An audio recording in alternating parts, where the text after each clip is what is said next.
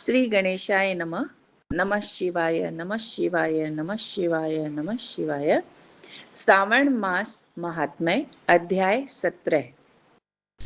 श्रावण मास की अष्टमी को देवी पवित्रारोपण, पवित्र निर्माण विधि तथा नवमी का कृत्य। ईश्वर बोले, हे देवेश, अब मैं शुभ पवित्रारोपण का वर्णन करूंगा। सप्तमी तिथि को अधिवासन करके अष्टमी तिथि को पवित्रकों को अर्पण करना चाहिए। जो पवित्रक बनवाता है उसके पुण्य फल को सुनिए। सभी प्रकार के यज्ञ, व्रत तथा दान करने और सभी तीर्थों में स्नान करने का फल मनुष्य को केवल पवित्र धारण करने से प्राप्त हो जाता है, क्योंकि भगवती शिवा सर्वव्यापिनी है। इस व्रत से मनुष्य धनहीन नहीं होता, उसे दुख, पीड़ा तथा व्याधियां नहीं होती, उसे शत्रुओं से होने वाला भय नहीं होता, वह कभी भी ग्रहों से पीड़ित नहीं रहता। इससे छोटे बड़े सभी कार्य सिद्ध हो जाते हैं। हे वत्स, मनुष्यों तथा राजाओं के, विशेष करके स्त्रियों के पुण्य की वृद्धि के लिए इससे श्रेष्ठ कोई अन्य व्रत नहीं है। हे तात, सौभाग्य प्रदान करने वाले इस व्रत को मैंने आपके प्रति स्नेह का कारण बताया है।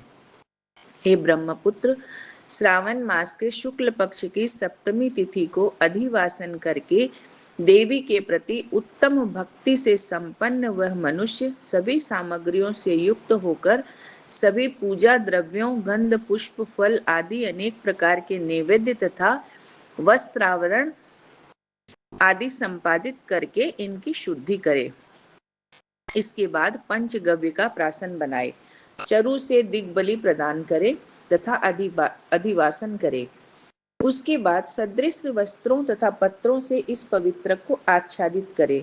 पुनः देवी के उस मूल मंत्र से उसे 100 बार अभिमंत्रित करके सर्वशोभा समन्वित उस पवित्र को देवी के समक्ष स्थापित करे। इसके बाद देवी का मंडप बनाकर रात्रि में जागरण करे और नट नर्तक तथा वारांगनाओं के अनेक विध कुशल समूहों और गाने बजाने तथा नाचने की कला में प्रवीण लोगों को देवी के समक्ष स्थापित करे। उसके बाद प्रातः काल विधिवत स्नान करके पुनः बलि प्रदान करे। इसके बाद विधिवत देवी की पूजा करके स्त्रियों तथा द्विजों को भोजन कराएं। पहले देवी को पवित्र अर्पण करें और अंत में दक्षिणा प्रदान करें। हे वत्स, अपनी सामर्थ्य के अनुसार कार्य सिद्धि करने वाले उस नियम को धारण करें। राजा को प्रयत्न पूर्वक स्त्री के प्रति आसक्ति, जुआ, आखेट तथा मांस आदि का परित्याग कर देना चाहिए। ब्राह्मणों तथा आचार्यों को स्वाध्याय का और वैश्यों को खेती का कार्य तथा व्यवसाय नहीं करना चाहिए। 7, 5, 3, 1 अथवा आधा दिन ही त्याग पूर्वक रहना चाहिए और देवी के कार्यों में निरंतर अपने मन में आसक्ति बनाए रखनी चाहिए।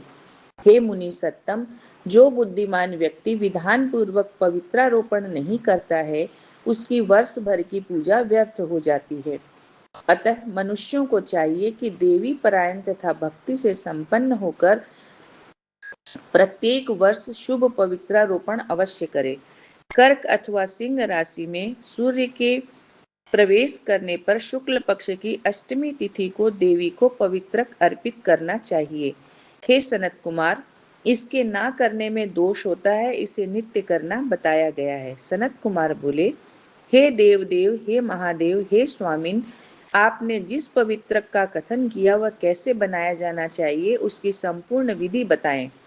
ईश्वर बोले, हे सनत कुमार, सुवर्ण, ताम्र, चांदी, रेशमी वस्त्र से निकाले हुए कुश, काश के अथवा ब्राह्मणी के द्वारा काटे गए कपास के सूत्र को तिगुना करके फिर उसका तिगुना करके पवित्रक बनाना चाहिए।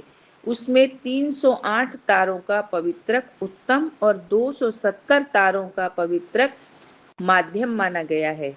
180 तारों वाले पवित्रक को कनिष्ठ जानना चाहिए। इसी प्रकार 100 ग्रंथि का पवित्रक उत्तम, 50 ग्रंथि का पवित्रक माध्यम और 26 ग्रंथि का सुंदर पवित्रक कनिष्ठ होता है। अथवा 6, 3, 4, 2, 12, 24, 10 अथवा 8 ग्रंथियों वाला पवित्रक बनाना चाहिए, अथवा 108 ग्रंथि का पवित्रक उत्तम 54 ग्रंथि का माध्यम तथा 27 ग्रंथि का कनिष्ठ होता है। प्रतिमा के घुटने तक का लंबा पवित्रक उत्तम, जंघा तक लंबा पवित्रक माध्यम तथा नाभि पर्यंत पवित्रक अधम कहा जाता है। पवित्रक की सभी शुभ ग्रंथियों को कुमकुम से रंग देना चाहिए। इसके बाद अपने समक्ष शुभ सर्वतोभद्र मंडल पर देवी पूजन करके कलश के ऊपर बांस के पात्र में पवित्रकों को रखे। 3 तार वाले पवित्रक में ब्रह्मा, विष्णु तथा शिव का आवाहन करे, स्थापित करे। इसके बाद का सुनिए। 9 तार के पवित्रक में ओंकार, सोम, अग्नि, ब्रह्मा, समस्त नागों, चंद्रमा, सूर्य, शिव तथा विश्व देवों की स्थापना करे। हे सनत कुमार, अब मैं ग्रंथियों में स्थापित किए जाने वाले देवताओं का वर्णन करूंगा। क्रिया, पौरुषी, वीरा, विजया, अपराजिता, मनोन्मणि, जाया, भद्रा, मुक्ति और ईशा ये देवियां हैं। इनके नामों के पूर्ण में प्रणव तथा अंत में नमः लगाकर ग्रंथि संख्या के अनुसार क्रम से आवाहन करके चंदन आदि से इनकी पूजा करनी चाहिए। इसके बाद प्रणव से अभिमंत्रित करके देवी को धूप अर्पण करना चाहिए। हे सनत कुमार, मैंने आपसे देवी के इस शुभ पवित्रारोपण का वर्णन कर दिया। इसी प्रकार अन्य देवताओं का भी पवित्रारोपण प्रतिपदा आदि तिथियों में करना चाहिए। मैं उन देवताओं को आपको बताता हूँ। कुबेर, लक्ष्मी, गौरी, गणेश, चंद्रमा, बृहस्पति, सूर्य, चंडिका, अम्बा, वासुकी, ऋषिगण, चक्रपाणि, अनंत, शिवजी, ब्रह्मा और पितर। इन देवताओं की पूजा प्रतिपदा आदि तिथियों में करनी चाहिए। यह मुख्य देवता का पवित्रारोपण है। उनके अंग देवता का पवित्रक 3 सूत्रों का होना चाहिए। ईश्वर बोले, हे विप्रेंद्र, अब मैं श्रावण मास के दोनों पक्षों की 9वीं तिथियों के करणीय कृत्य को बताऊंगा। इस दिन कुमारी नामक दुर्गा की यथाविधि पूजा करनी चाहिए। दोनों पक्षों की 9वीं के दिन नक्त व्रत करे और उसमें दुग्ध तथा मधु का आहार ग्रहण करे तथा अथवा उपवास करे। उस दिन कुमारी नामक उन पाप नाशिनी दुर्गा चंडिका की चांदी की मूर्ति बनाकर भक्ति पूर्वक सदा उनका अर्चन करे। गंध, चंदन, कनेर के पुष्पों, दशांग, धूप और मोदकों से उनका पूजन करे। उसके बाद कुमारी कन्या, स्त्रियों तथा विप्रों को श्रद्धा पूर्वक भोजन कराएं।